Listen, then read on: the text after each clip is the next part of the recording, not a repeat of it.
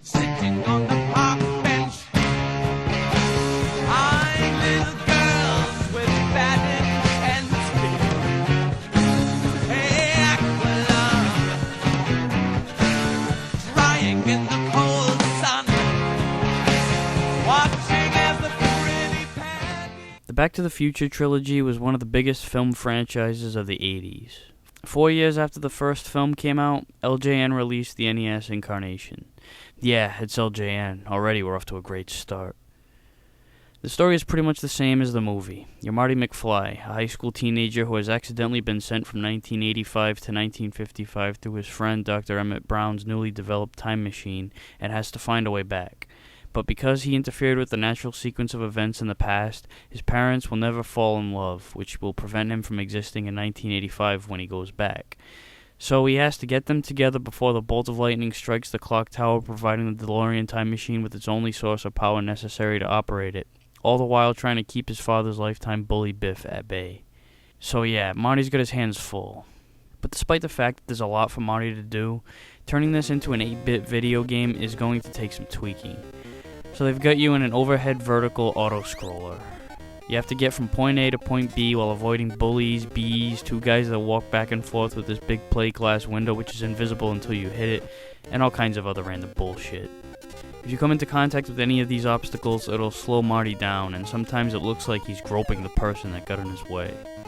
Now, none of this stuff kills you, it just slows you down, but that's enough of a problem because you have a time limit. The picture at the bottom of the screen represents a whole different time limit that carries over from level to level, while the regular time limit resets at each level. How the picture limit works is your parents will start to fade out of existence as indicated by the picture. Once they go, you also fade away, which will take away a life, and you start out with 4. To prevent your family from fading away, you'll have to pick up clocks that are scattered all over the street. Somehow they buy you some time. Typically, you'll be completely defenseless against all these hazards, but sometimes you'll find a bowling ball you can chuck at people, and you'll always have it until you take a hit. And then once you have the bowling ball, all the spots where the bowling balls normally are replaced with a skateboard, which pretty much doubles your speed. Once you get the hang of it, it really comes in handy for beating the time limits. I don't know why it's necessary to have bowling pins in some spots for you to bowl over while on a skateboard, but I digress. The music in this game is ridiculously annoying. I can't even tell if the melody is even that bad or not, it's just that the song plays throughout the entire game literally, so goddamn irritating. I'd rather listen to Cyndi Lauper the whole time than this. Let's not say things we can't take back. There are 4 stages, each containing about 4 sub-levels where you find yourself trying to beat timers in each of them. This street portion makes up about 95% of the entire game. The other 5% takes place after getting to the end of each stage. I guess they're supposed to be like the boss battles, but they're really more like carnival games, and they're all somewhat loosely based on the story of the movie.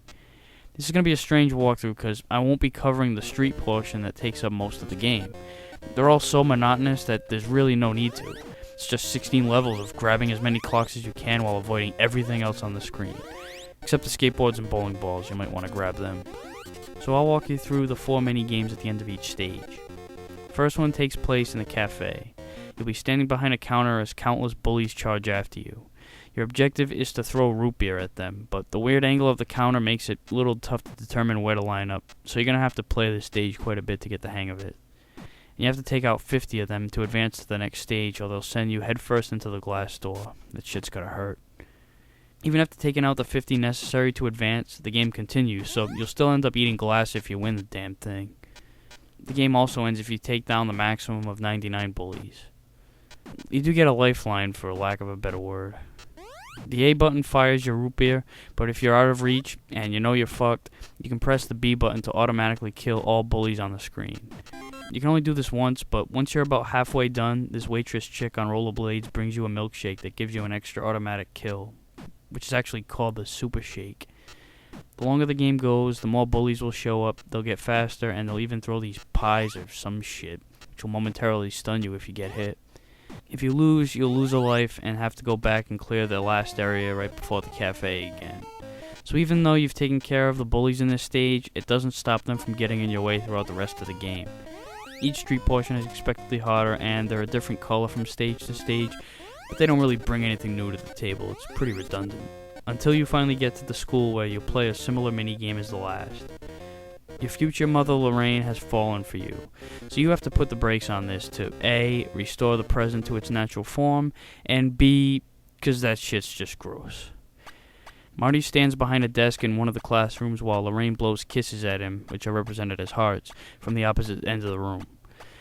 Marty has to cockblock himself with a book, stopping all the hearts that Lorraine sends in his direction.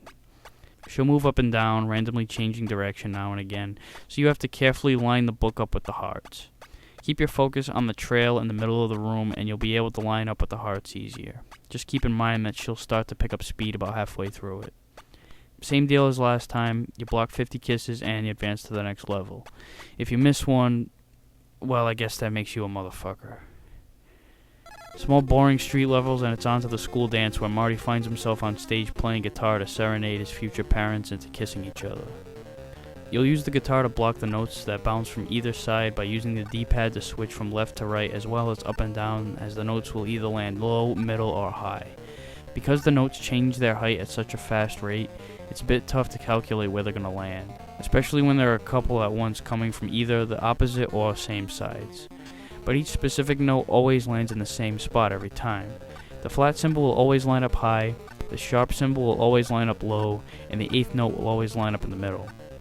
Whether they come from the left or right side makes no difference, so all you need is recognition and you're all set. The meter on the right side indicates how close you are to getting your parents to kiss. For every correct note you hit, the more hot and bothered they get and the meter fills up. For every wrong note, they get more turned off, and if the accelerated 200-second time limit at the bottom of the screen hits 0 before you fill up the meter, the song ends and they tell each other to fuck off. And then once again, you have to go back to the last sub-level right before the dance one more time. After you finally get them to kiss, it's just one last mission to get back to the future. After a few more of these annoying street levels, it's on to the clock tower where you get to drive the DeLorean and reenact the scene with the movie where Marty goes back to the future.